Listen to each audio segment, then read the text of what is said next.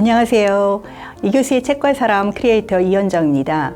오늘은 제가 가져온 책에 서문에 나와 있는 글귀에서부터 시작할까 합니다. 일이란 과연 무엇일까요? 생각할수록 어려운 문제입니다. 제게는 가정이 있고 배우자가 있고 돌봐야 할 아이들과 부모님도 있습니다.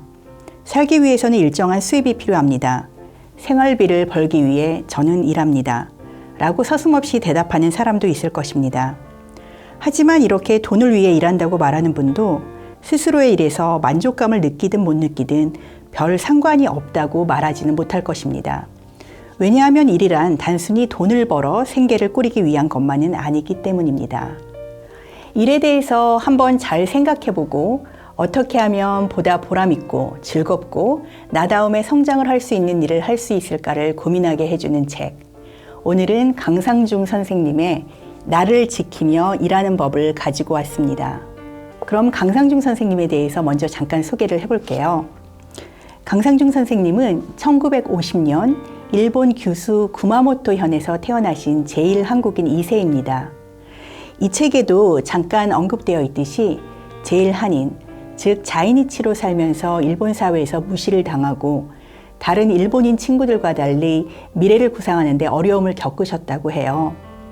그렇지만 오히려 그러한 신분적 위치로 인해 공부를 계속하는 것을 선택할 수 있었고 제1하인으로서는 처음으로 동경대학의 정교수가 되었습니다. 강상중 선생님의 책은 우리나라에 여러 권이 번역되어 있는데요. 이 책도 그렇지만 특히 노수경 선생님의 번역을 통해 많이 나와 있습니다. 저는 강상중 선생님의 여러 책을 읽어보았지만요. 이 책은 특히 참 배울 점이 많은 책이라고 생각을 합니다. 오늘날의 사회는 이제 학력만으로 직업이 보장되는 사회가 아닙니다. 자신의 능력과 경력을 스스로 개발하고 또 가꾸어 나가야 하는 시대가 되었어요.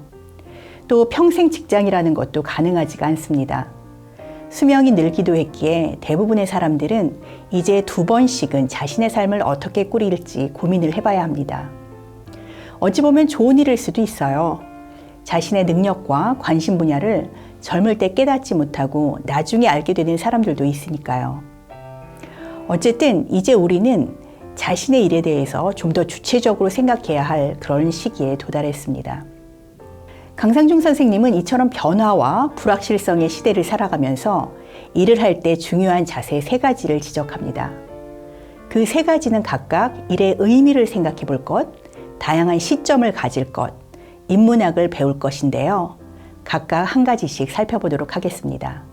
먼저 첫째로 나에게 일이란 어떤 의미인지 진지하게 생각해 보아야 합니다. 예전에는 일의 의미를 묻지 않아도 나름대로 괜찮은 급여를 받을 수 있었고 정년도 보장되니 만족할 수 있었습니다. 그런데 지금은 그렇지 않습니다. 오늘날 한국에서도 젊은 사람 중에는 일을 그저 돈을 버는 것 정도로만 생각하고 오히려 일의 종류나 성격 그리고 지향 등에 대해서 고려하지 않는 경우도 발견할 수 있는데요. 물론 적당한 일을 찾기가 어렵기 때문일 수도 있지만 오히려 이런 상황일수록 자신에게 그 일이 단지 금전적인 이유 이외에 의미가 있는지 생각해 볼 필요가 있습니다. 우리가 하루에 8시간씩 일한다고 하면 평생 인생의 3분의 1이라는 시간을 보내는 곳이 직장입니다. 그렇다면 그저 돈을 벌기 위해서 3분의 1을 무의미하지만 참고 견디면서 보내야 할까요? 그건 아닐 겁니다. 강상중 선생님의 이야기를 한번 들어보죠. 저는 일이란 나다움이나 인생 그 자체와 깊은 관계를 맺고 있다고 생각합니다. 우리는 인생에서 결코 적지 않은 시간을 일에 쏟고 있으며 직장 동료들은 개인의 인격이나 사고방식에 커다란 영향을 주기 때문입니다. 나아가 일에서 얻는 기쁨과 행복은 삶의 보람이기도 할 터입니다. 또 이를 통한 자신의 성장 역시 기대할 수 있겠지요. 오늘날처럼 불확실한 시대일수록 일을 그저 생계수단으로서가 아니라 내 삶의 방식을 만드는 어떤 것으로 받아들일 기회가 늘어날 것입니다. 일에 임할 때 내가 왜 이 일을 하는지, 이 일을 통해 나는 어떻게 변화하고 싶은지, 또 사회를 위해 나는 무엇을 할 수 있는지 매일매일 원점으로 돌아가 진지하게 질문하는 자세가 필요하다고 생각합니다.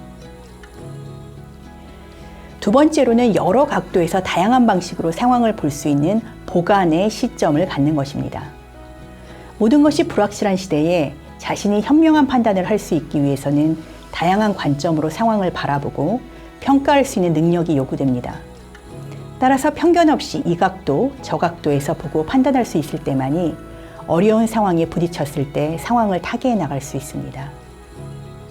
마지막으로 세 번째는 인문학에서 배우라는 것입니다. 제가 관련 부분을 먼저 한번 읽어보도록 하겠습니다. 불경기가 지속되고 고용의 유연화가 진행되는 이 불확실한 시대에 우리는 미래를 예측할 수 없어 눈앞의 숫자에만 급급하기 쉽습니다. 하지만 지금 내 눈앞의 숫자가 과연 어떤 의미인지 좋은 방향으로 전환될 수 있을지를 생각해보는 거시적인 시야가 없다면 우리는 필요 이상으로 비관적이 되거나 단편적인 행동을 취하기 마련입니다.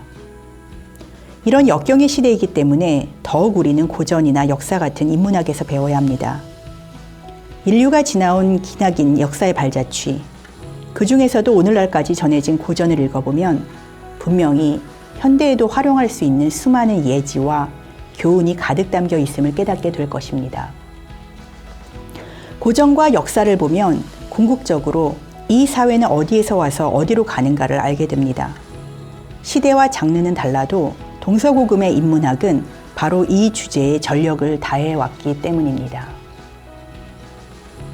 네. 그렇다면은 일이란 무엇일까요?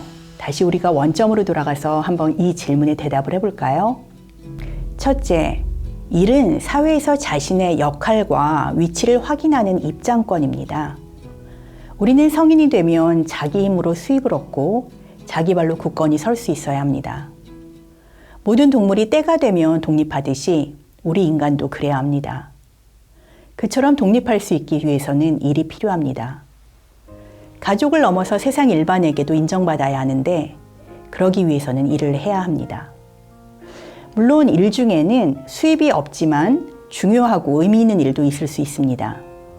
특히 아이를 양육하는 일이라든지 우리 사회가 더 나아지도록 기여하고 봉사하는 일 같은 경우가 그렇겠죠.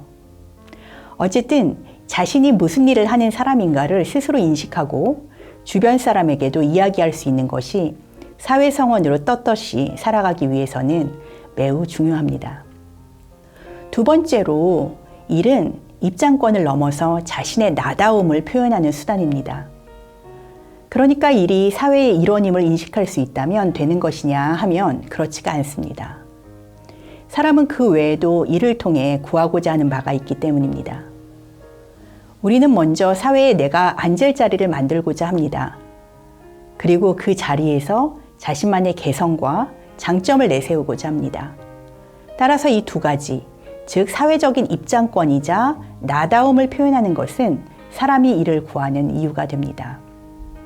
그런데 나다움이라는 것은 어떻게 알 수 있는 것일까요? 우리 대부분은 학교에서 입시 위주의 교육을 받다 보니 사실 내가 어떠한 사람인지 청소년 시기에 확인하지 못하는 경우가 많습니다. 또 젊을 때 남들 하듯이 따라서 취직에 몰두하다 보면 그것이 진정 내가 원하고 나를 잘 표현할 수 있는 일이 아님에도 불구하고 몇 년간, 심지어 수십 년간 그 일에 종사하게 되기도 합니다. 그런데 나다움은 사실 가만히 앉아서 잠깐 생각해 본다고 해서 금세 알 수 있는 것이 아닙니다. 오히려 어떤 일을 해봐야 그 일이 나의 적성을 잘 드러내는 것인지 나의 지향과 잘 맞는지 알 수 있게 되기도 합니다. 따라서 강상중 선생님은 이렇게 이야기합니다. 처음부터 나다움에 집착하기보다는 우연히 기회가 주어지면 자신을 발휘하는 경험을 폭넓게 해보라고요. 그리고 나아가서 하나를 위해 인생 전부를 바치지는 말라고 그렇게 조언하십니다. 이 부분은 어찌 보면 자기 맡은 일에 몰두하고 열심히 하라는 세상의 충고와는 반대되는 이야기이기 때문에 한번 제가 그 부분을 읽어보도록 하겠습니다. 그동안은 곁눈질하지 않고 하나의 목표를 위해 매진하는 모습이 미덕으로 여겨졌습니다. 그런 모습에서는 어떤 존엄함마저 느낄 수 있었습니다.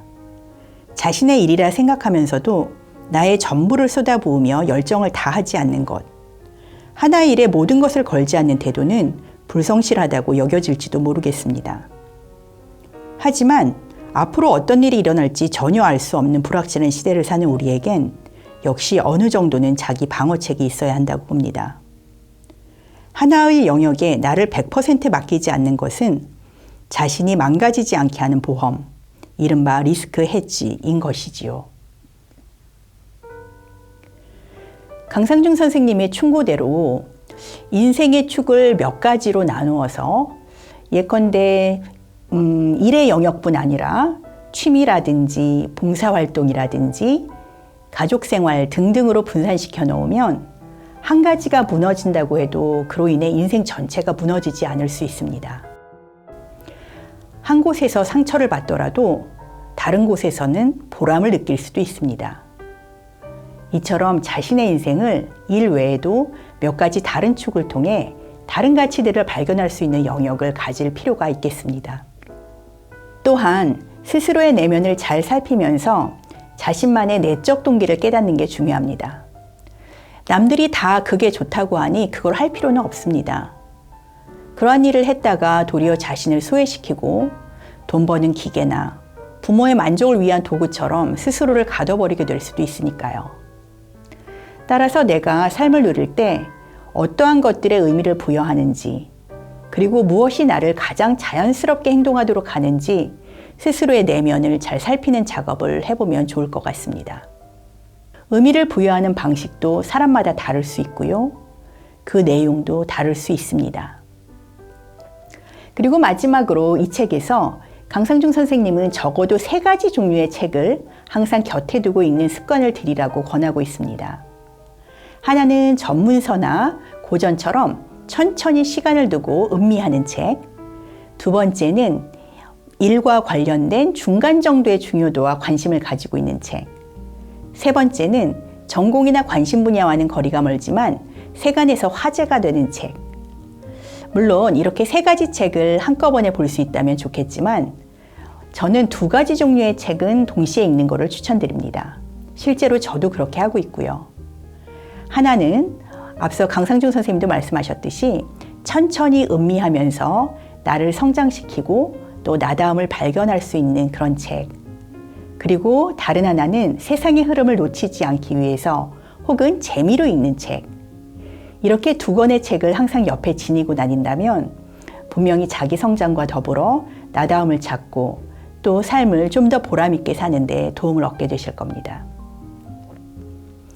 결국 나를 지키며 일하는 법, 이 책의 핵심 메시지는 일이란 사회로 들어가는 입장권이자 나다움의 표현이기 때문에 유연하게 기회에 대처하면서도 한 가지에 100%를 쏟아붓지는 말고 스스로의 내면을 돌아보면서 살아가라는 내용이라고 할 수 있습니다.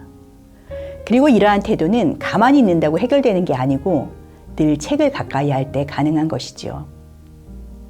이 교수의 책과 사람 채널을 구독해 주신 여러분들은 일단 책을 사랑한다는 점에서 이미 한 가지는 하고 계시다고 할 수 있겠습니다. 물론 제 소개를 듣는 것을 넘어서 직접 읽어보는 그런 습관이 필요하겠지요. 그럼 오늘은 이것으로 오늘의 책 소개를 마치도록 하겠습니다. 오늘 영상이 좋으셨다면 좋아요, 구독, 알림 설정 부탁드리겠고요. 다음에는 또 다른 좋은 책을 골라서 여러분들을 찾아뵙도록 하겠습니다. 이번 주도 평안한 일주일이 되세요. 안녕.